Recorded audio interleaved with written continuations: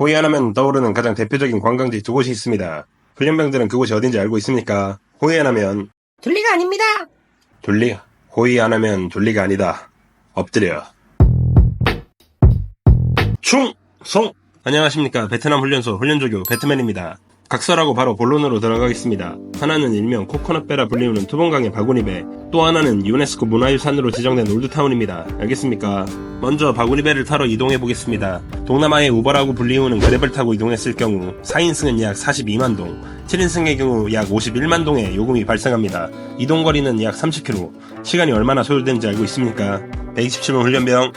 평균 80km의 속도로 간다고 가정했을 때 걸리는 예상 시간은 22분 30초입니다. 오, 127번 훈련병. 정확하게 틀렸다. 베트남은 자동차가 인구 밀집 지역 내에서 최대 속도 50에서 60km 사이로만 달릴 수 있습니다. 그래도 차가 막히는 편은 아니라서 30에서 35분 정도면 도착하니까 인내심을 갖고 기다립니다. 알겠습니까? 코코넛배를 탈 수 있는 곳은 한두 군데가 아닙니다. 투봉강에 위치한 일명 코코넛마을, 깜탄마을에는 바구니배를 러브로 살아가는 분들이 아주 많습니다. 원래 바구니배는 물고기 잡이용으로 만들어졌지만 이게 관광객들에게 인기를 얻으면서 아예 마을 전체의 공동체 사업이 되어 훨씬 더 많은 소득을 얻게 되었다고 합니다. 참고합니다. 그만큼 바구니배를 탈 수 있는 가게들도 많은데 가게마다 가격이 아주 상이합니다. 바구니배는 사공 포함 최대 3명이 탈 수 있어서 여러 명이 간다면 2명씩 배를 나누어 타야 합니다. 일반적으로 배 한 대당 15만 동 정도면 탈 수 있습니다. 선착장 한쪽에는 매점에서 음료도 판매하고 있습니다. 바구니배를 타는 시간이 약 40분 정도 되기 때문에 더운 시간대 타는 분들은 음료를 한 잔 들고 타셔도 좋습니다. 다낭까지 왔으니 망고 정도는 먹어줘야 하지 않겠습니까? 망고 주스를 한 잔 시켜봤습니다. 주문과 동시에 망고를 손질해서 이렇게 착즙기계를 통해 주스를 만들어줍니다. 그런데 뭔가 문제가 생긴 것 같습니다. 이건 망고 주스가 아니라 망고로 만든 짬밥이라 40분 정도면 참을 수 있을 것 같아서 음료는 생략하도록 하겠습니다. 일단 바구니배에 올라타면 천천히 선착장을 빠져나갑니다. 오후 5시쯤 탔더니 해가 뜨겁지 않고 시원한 바람이 불어서 아주 좋습니다. 여러분도 기회가 되신다면 이 시간대를 한번 이용해보시길 바랍니다. 이 시간대를 추천한 이유는 또 있지만 뒤쪽에서 다시 설명드리겠습니다. 한국 사람이 배에 오르면 뱃사공들이 연신 한국어를 하고 한국 노래를 부릅니다. 가장 많이 하는 말은 누나 예쁘다. 가장 많이 부른 노래는 내 나이가 어때서 입니다. 한참을 노래하면서 가다보면 수풀이 우거진 곳이 나타나는데 마치 아마존에 와있는 듯한 느낌을 받을 수 있습니다.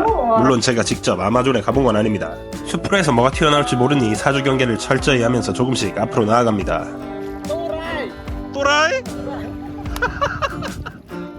별명이 도라이인 이 직원은 별명에 어울리는 행동을 지속적으로 합니다. 창피함은 탑승자의 몫입니다. 악으로 깡으로 버텨야 합니다. 알겠습니까?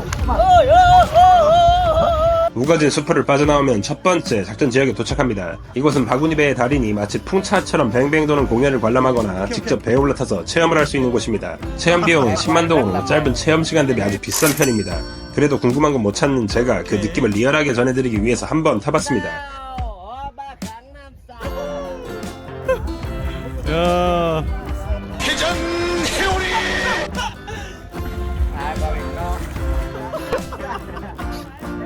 많이 신나 보이는 건 기분 탓입니다. 본 조교는 겨우 이 정도로 신나지 않습니다. 알겠습니까? 혹시나 물에 빠져도 많이 깊지 않은 곳이니 크게 걱정할 필요는 없습니다.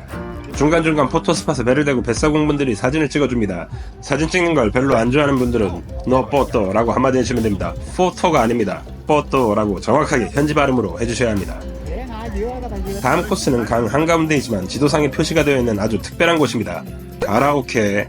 내가 뭘 잘못 봤나 싶지만 분명 지도상에는 가라오케라고 적혀 있습니다. 멀리서 들려오는 음악 소리가 심상치 않습니다.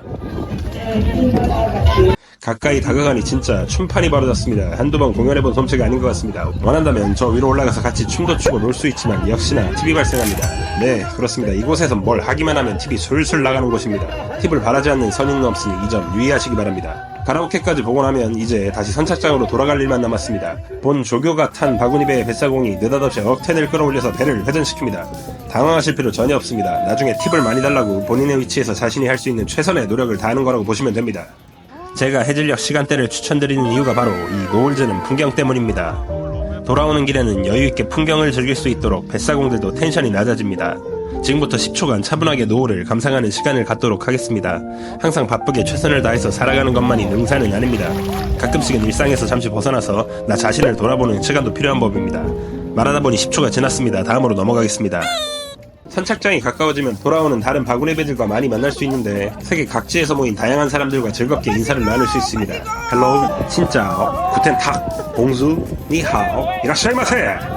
승객의 즐거움을 위해 최선의 노력을 다한 뱃사공들에게는 팁을 주는 게 일반적입니다. 금액은 2만동에서 5만동 수준이 적당합니다. 아시겠습니까? 이제 해가 졌으니 슬슬 야경이 유명한 올드타운으로 넘어가 보겠습니다. 코코넛 마을에서 올드타운까지의 거리는 약 6km 정도로 그랩을 타고 15분 정도면 도착합니다. 호이안 올드타운은 과거 17세기와 18세기에 걸쳐 중국, 일본, 서양의 상선이 만나는 번화한 국제무역항구였습니다. 때문에 일본, 중국, 베트남의 건축과 문화 양식이 혼재된 독특한 아름다움을 인정받아서 유네스코 세계문화유산으로 등재되었습니다. 올드타운에는 1인 12만 동의 입장료가 있는데 저녁 시간에 가면 몇 퍼센트의 사람이 없는 경우가 있습니다. 이럴 땐 옳다구나 하고 그냥 들어가면 됩니다. 입장료를 안 내려고 저녁에 온 게 절대 아닙니다. 구시가지로 들어서면 강을 끼고 양 옆으로 건물들이 쭉 들어서 있습니다. 하이랜드 커피 같은 프랜차이즈도 옛날 건물 형태를 그대로 유지한 채 들어와 있어서 과거와 현재가 공존하고 있는 듯한 묘한 느낌을 받을 수 있습니다. 호이안은 전반적으로 아주 한적한 동네지만 올드타운만큼은 항상 많은 사람들로 북적이는 곳입니다. 강 위를 둥둥 떠다니는 배들은 올드타운의 명물 중 하나인 소원배라고 합니다. 소원배는 소원초를 사서 강 위에 둥둥 뛰어보내며 소원을 빌기 위해 타는 것인데 사실 소원보다는 인생샷을 남기기 위해 타는 사람들이 더 많습니다. 이 긴 줄이 모두 소원배를 타려는 사람들의 대기줄입니다. 삐뚤빼뚤한 와이어를 보니 본 교관의 화가 치밀어 오릅니다. 배 숫자가 워낙 많아서 줄이 금방금방 줄어들기 때문에 기다리는 시간은 그리 길지 않습니다. 소원배 탑승 비용은 1명부터 3명까지는 15만동, 4명부터 5명까지는 20만동으로 정찰제로 운영됩니다. 소원초는 개당 1만동 수준인데 이건 개인의 흥정 능력에 달려 있습니다. 너무 비싸게 바가지를 씌우는 게 아니라면 적당한 선에서 값을 지불하고 기분 좋게 사시는 걸 추천드립니다. 심하게 눈탱이만 안 맞으면 되는 겁니다. 알겠습니까? 누군가의 소원이 활활 불타 사라지고 있습니다. 보통 어려운 소원이 아니었던 것 같습니다. 소원도 적당한 걸 빌어야 조금이라도 이뤄질 가능성이 올라가는 겁니다. 이건 본 교감만 드릴 수 있는 꿀팁입니다. 알겠습니까? 올드타운 안에는 야시장도 있습니다. 야시장은 어딜 가나 호객행위가 있지만 이곳은 심한 편은 아니라서 편안하게 구경하기에 좋습니다. 이제 그만 따라옵니다. 실시. 시장 입구부터 풍등 앞에서 인증샷을 찍는 사람들이 많이 보이는데 그냥 찍는 것 같아 보이지만 사실 다 돈 내고 찍는 겁니다. 한 사람당 비용은 1만동 정도입니다. 다른 야시장이 그렇듯 구경할 건 엄청 많은데 정작 살만한 건 없습니다. 진짜 군인은 국가에서 지급하는 보급품이면 충분합니다. 트록스는 한 시장에서 이미 샀습니다. 이것들은 눈으로만 보십시오. 군인은 타투를 하지 않습니다. 이 용은 용의 용도가 불명확합니다. 군인은 액세서리를 하지 않습니다. 라탄백은 비상사태 발생 시 활용하기에 부적합합니다. 전투기가 아닌 민간 항공기는 전시의 무용 지물입니다.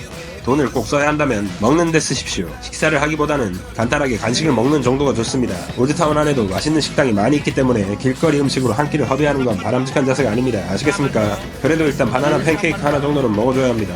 꼬치구이도 추천할 만합니다. 야시장에 왔다면 숯불구이 꼬치 하나 정도는 먹어줘야 합니다. 아이들도 맛있게 먹을 수 있는 그런 맛입니다. 철판 아이스크림이 보인다면 그냥 지나치면 안됩니다. 이것도 꼭 먹어줘야 합니다. 야시장에서 간단하게 위밍업을 했으니 이제 본격적인 식사를 해야 할 시간입니다. 제가 추천하는 식당은 바로 모닝글로리라는 곳인데 아노이 브릿지 근처에 위치하고 있습니다. 올드타운 안에는 모닝글로리라는 식당이 두 곳이 있는데 하나는 오리지널, 다른 하나는 시그니처입니다.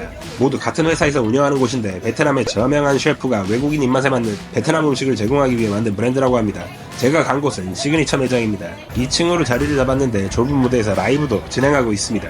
음악을 감상하면서 여유있게 식사를 즐길 수 있는 그런 곳입니다. 신청곡으로 진짜 사나이를 요청하고 싶었지만 큰 소리로 따라 부르게 될 것 같아서 꾹 참았습니다. 주문은 태블릿을 이용해서 할 수 있고 메뉴에 한글 표기가 되어 있어서 어렵지 않게 주문을 진행할 수 있습니다. 주문한 음식들이 하나둘 나오기 시작합니다. 베트남 음식점이라고 했지만 딤섬도 팔고 있고 사실 퓨전 아시안 레스토랑이라고 보시면 될 것 같습니다.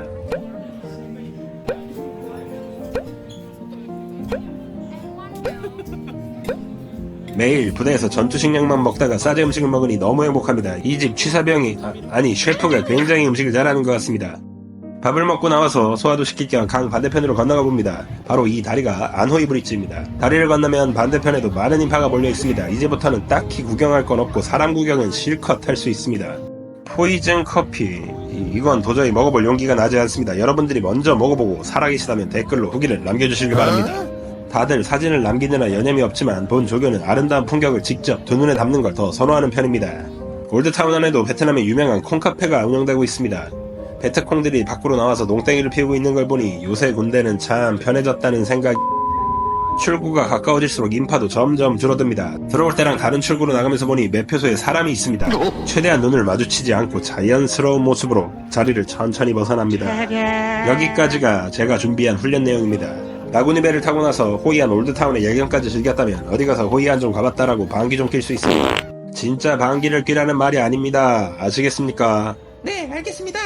목소리가 작습니다. 엎드린다 실시. 하나 하면 구독, 둘 하면 좋아요. 하나, 구독, 둘, 좋아요, 하나, 구독, 둘, 좋아요, 하나, 구독. 둘,